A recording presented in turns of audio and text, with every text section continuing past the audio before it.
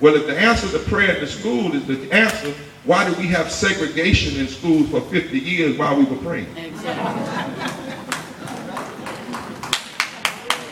Y'all let that one sit in for a minute. Jesus said you can say, Lord, Lord, in your heart be far from it. Or they want to say the major moral issues is abortion. But then they don't mind the child coming here, but then they don't want to have health care and food and education once they get here. Come on, y'all. So we said, wait a minute.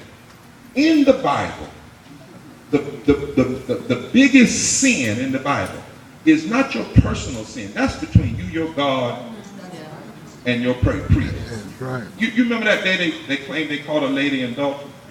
And they were going to stone her for personal sin. And they brought her to Jesus. And Jesus said, wait a minute. And they said, no, we caught her in the act.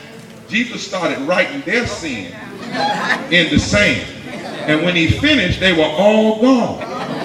Because your personal sin is between you, your God, and your priest. But now, when the scribes and the Pharisees used their political power to rob people, that's public sin. That's right. And Jesus didn't take them in no private closet. The Bible said he got 3 cords. And he went to whooping folk out the temple. Yeah. See, because when you use your power, it's one thing for you to hurt yourself. But when you use your power and your advantage to hurt other people, the Lord says, woe unto those, Isaiah 10, woe unto those who make unjust laws and rob the poor of their rights.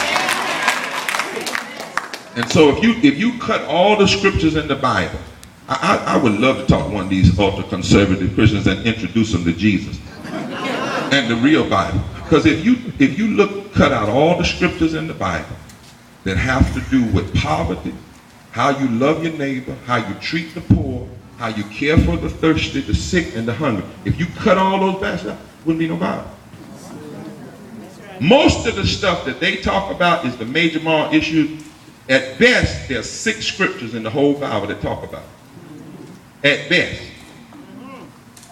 But when it comes to poverty, and how you treat the least of these, and how you treat the vulnerable, almost every other chapter of the Bible, or in some places, almost every other verse, that's right, has something to do with that. So they major in the minors, and they minor in the majors. And so we said, since they won't talk to us, and they're doing this, we were going to raise up Moral Monday, holding the constitutional principle, protection under law, common good, promoting the general welfare, and the principles of our Bible, moral principles, loving your neighbor, caring for the least of these. Because those pillars of our democracy